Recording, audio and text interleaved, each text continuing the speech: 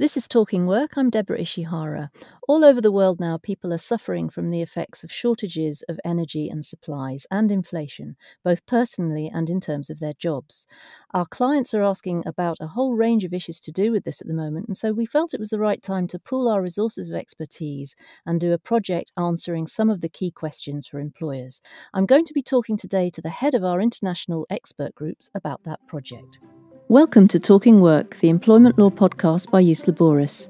In each episode, we invite a different guest to discuss what's happening in the world of work. If you're an HR professional of any kind, this podcast is for you. Sophie Maes, partner at our Belgian law firm Crises Management, is going to tell us all about what we're calling our Crisis Management project today. Hi Sophie, it's a pleasure to have you on the podcast once again. Hello Deborah, it's a pleasure to be here again. First of all, Sophie, can you tell me something about the aims of the Crisis Management project? Yes, of course. Well, actually, within Ius Laboris, we have 9 expert groups. So expert groups which address specific areas of expertise like compensation and benefits, restructuring, privacy, individual employment rights, DNA, and so forth. And when we met with our expert group chairs in September, we kind of all agreed that the topic at our clients' mind at the moment is for sure the price crisis in Europe, mainly as a result of the energy crisis, but also, as you already indicated, in other parts of the world because of big inflation issues. So we thought indeed that it was about time to do something about that or to create something, and we decided to come up with some questions and answers to address the topic from different angles based on the questions we received from our clients in our specific areas of expertise. And the result of that was more than 20 Q&As, which we then distributed along our members. So we have answers from, in some cases, up to 40 jurisdictions.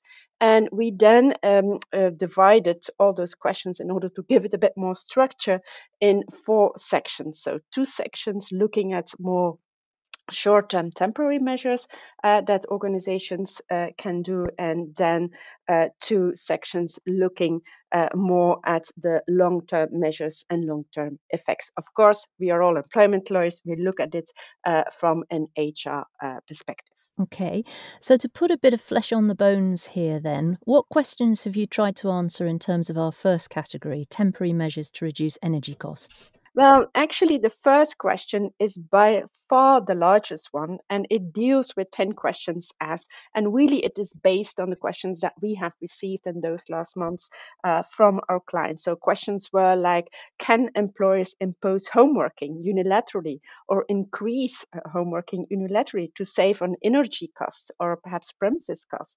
And if that is the case, or if even if it is not the case, of course, if employees now have to work more from home, must employers then intervene in increase energy bills from the employees? Or can, for example, an employee decide, well, actually, instead of staying here in my cold apartment, I would like to go during the winter to a place, let's say India, and work from the beach where cost of living is much lower and where I do not have those high energy bills. Can an employee decide that unilaterally? And what if we think about energy shortages? If they may come, for example, during the winter, what kind of measures can employers take to mitigate the health and safety risks? And must employers guarantee a minimum or maximum temperature in the workplace? Another topic that we wanted to address was also to know whether governments have already taken measures a bit similar as what we had during COVID, like government programs to enable employers to temporarily reduce operations because of energy crisis. Think of short work in Germany or furlough systems in the UK. Another thing that we then also asked our members is more generally, what do you see in practice that your clients are doing in order to deal with the price crisis? So these are largely the type of questions that we wanted to address under that first category. Okay, now obviously we have answers to these questions from all over the world, so we have an enormous bank of data here. But are there findings on any of those questions that you'd like to flag up to us, just to give a flavour of what we found, Sophie? Well, actually, the first one, and of course not surprisingly, is that all countries almost responded that home working can, of course, not be imposed unilaterally by the employer because the agreement between the parties is needed. With one exception was China, because China responded that it was possible to impose that unilaterally as long as it does not involve a change of contractual terms and conditions, such as compensation and benefits. But likewise, also an employee cannot decide unilaterally to go working from the beach, let's say in India or in Turkey, instead of working from home. And because also, therefore, the agreement between the parties is needed because the place of employment is indeed an essential term of the employment contract. Some countries like Switzerland, Croatia, and Latvia responded that it was possible to provide, for example, a clause or to agree a clause in the agreement that the employee could work remotely from everywhere they want. So that was kind of the first category of questions. Then also as to the question whether governments have introduced similar programs as those we have seen during COVID to enable employers to temporarily reduce operations because of the energy crisis, well, there it seems that not too many countries seem to have done so. In France, we have a system called technical unemployment, but that is as such unrelated to the energy crisis, but could be used in such case as well. But in other countries, we have seen that governments have taken steps. For example, this is the case in my country, in Belgium, where we have a similar or a more easy system of economic unemployment for companies suffering from the energy crisis. And it will apply from 15 September to the 31st of March 2023. We have seen similar approaches also in Germany, where the COVID system has been extended until June of next year, and also in Austria until the end of the year. And I think also in Sweden, steps are being taken. And then the last category, perhaps the most interesting one, is to know what do we see that our clients have done in practice to deal with the price crisis. And there, for example, Denmark reported that employers are generally lowering workplace temperatures and try to limit the use of electricity. Some other employers also implemented business travel restrictions to save both on cost and energy. But then also interesting, for example, in Finland, they reported that some companies have shifted work to a time when energy prices are lower. For example, in the evening or at night, of course, all within the possibilities what of the applicable collective agreements and the law. And then, for example, last example is in my country, we have Belgium. We have automatic indexation.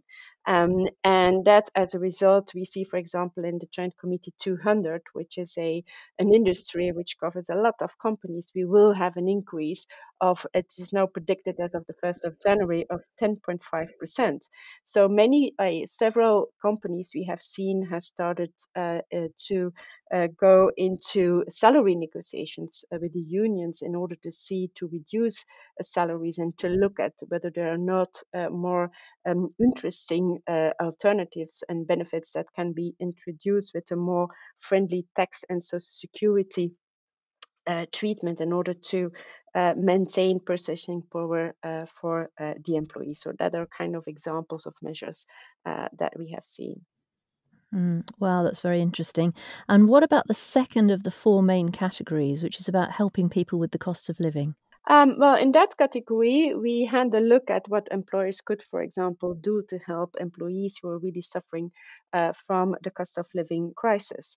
And one of the questions was, could, for example, employers offer one-time payments to help them to deal with the increased energy bills?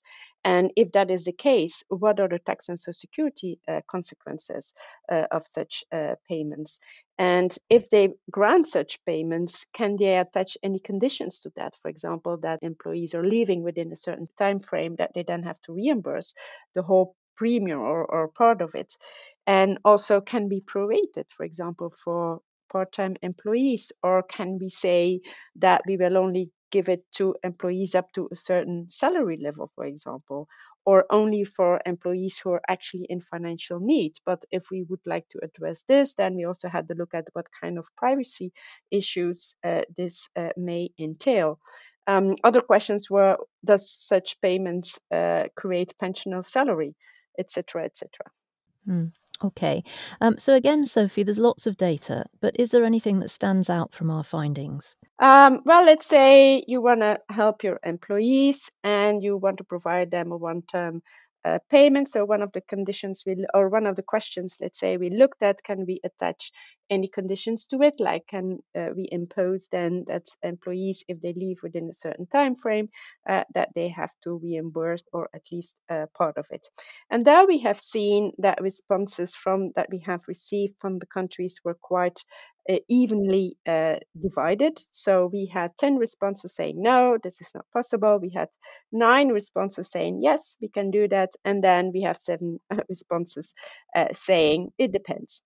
But what we have noticed is that the countries, even who say yes, it's possible or it depends, that they had added that, for example, Greece added that it was quite uncommon to do that. Or other countries like Bulgaria, Croatia, Denmark, and Italy responded that they would certainly not advise to do so. Or other countries also said that such clauses should be drafted very carefully and only be kept for very special reasons. That was a comment made by, for example, Germany and Hong Kong. Mm. So, Sophie, what about the third category then, incentives? Well, there we looked a bit at the long term, and the questions we asked there was really to know whether there are any incentives in place for employees to reduce energy costs.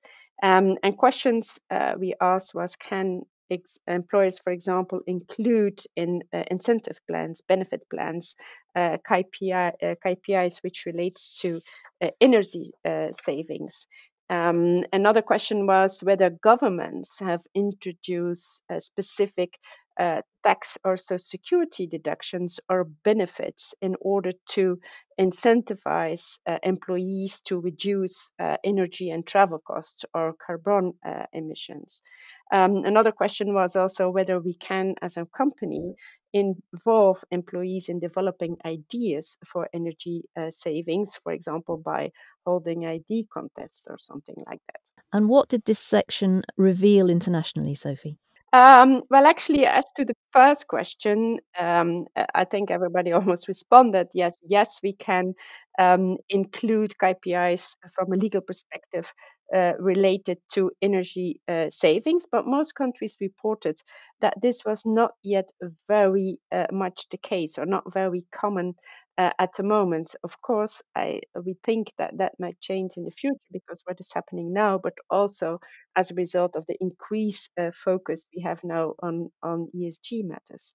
Um, Also, and that was a bit to my surprise, many companies reported that there were not yet any tax or social security measures in place or benefits to incentivize employees to reduce energy costs or travel costs or carbon emissions. For example, it is a case in relation to company cars in Belgium and also in Luxembourg. We have seen some measures. And finally, in terms of the consequences of all this, what did we ask our experts to tell us? Yeah, well, the last set of questions indeed look at some effects of the crisis and some of those measures in the long run. So, questions that we have addressed were, what are the challenges that pension schemes are facing now due to the cost of living crisis? And then also, in case of if we have to proceed with the restructuring, how do we deal with that if employees are working remotely? Another thing that we had looked at is, for example, if you would consider to employ somebody in a country where cost of living is much lower and also where social security and tax contributions are much lower, but where you don't have a company, but you want to employ the employee there for all of those reasons, and then you put them on another on the payroll of another company. That is something we now also see not only in relation with this price crisis, but also as to respond to the war for talent, where the globe has become one global talent pool, and where we employ employees a bit from everywhere. But the question is then, if we put them on the wrong payroll, what are the risks and consequences there? Another question we looked at is if a company decides to introduce new technology to save costs, and what obligations do employers have to rescale their employees, and what is the role of the unions in all of this? Mm-hmm. And Sophie, do you have any standout data about these questions? Well, for example, in relation to the question, what are the risks employees are being put on payrolls of other companies that are actually not the company they are actually working for? Well, there we have many countries reporting that in fact constitutes risks of prohibited leave of personnel and all the consequences thereof, because that can give rise to, in some countries, even criminal penalties, or at least some civil penalties. But there are also other issues like decisions that are not being taken by the correct company, or also in case of dismissal, that you might have issues of in order to justify the dismissal, because actually the real employer does not really have a genuine dismissal reason, because the reason is related to another company. So all of those things have been reported, at least for some countries. So it's definitely something to look at. And then also in relation to the question in relation to rescaling obligations, there we can say that generally legal systems do not yet impose obligations which are quite specific to digital rescaling. But that being said, we have seen that almost half of the countries that responded somehow reported that there was a general obligation to train their employees. For example, that's the case in France, in the Netherlands, in Belgium, in Mexico, Colombia, and so forth. But again, not everywhere, like in Chile and in Sweden, that is not the case. Also, it has been reported that for example, in case of collective redundancies, one of the obligations is also to inform and consult with the unions and the employee representatives about the way to avoid or reduce redundancies, and then or at least to mitigate their effects. And then this may involve exploring reskilling and so forth. But generally speaking, the comment was made that unions are not yet that active on this subject. That again being said, Sweden reported that very recently the employer organizations and unions have reached an agreement, a new collective bargaining agreement that grants employees support when they are about to reskill and look for new paths in their career. And then, of course, also in Germany, reported that they in general have the Works Council has co-determination rights in relation to professional training measures. Well, thank you so much, Sophie, for all those thoughts and for coming on the podcast today. As I mentioned, today's podcast is just a flavour of the sorts of things covered by our major Crisis Management project. For the project, we asked 22 questions on a range of employment-related topics, and we had responses from up to 40 different countries. So there's a wealth of information in there, and I really would recommend you take a look. We've put a link to it in the notes. We've also included Sophie's details in the notes, plus mine too, and you're welcome to get in touch anytime. If you're not sure exactly who you need to speak to, don't worry, contact me and I'll put you in touch with the right person. And if you'd like to find out more about any other aspects of employment law, we have a massive information on our website, so please do have a browse around at iuslaboris.com. Thanks for listening, and do join us again. That's it for this episode of Talking Work, but we'll be back very soon with more insights from our guests from around the world. If you've enjoyed this episode, don't forget to subscribe to the podcast. You can also visit iuslaboris.com to access all our content, resources and tools.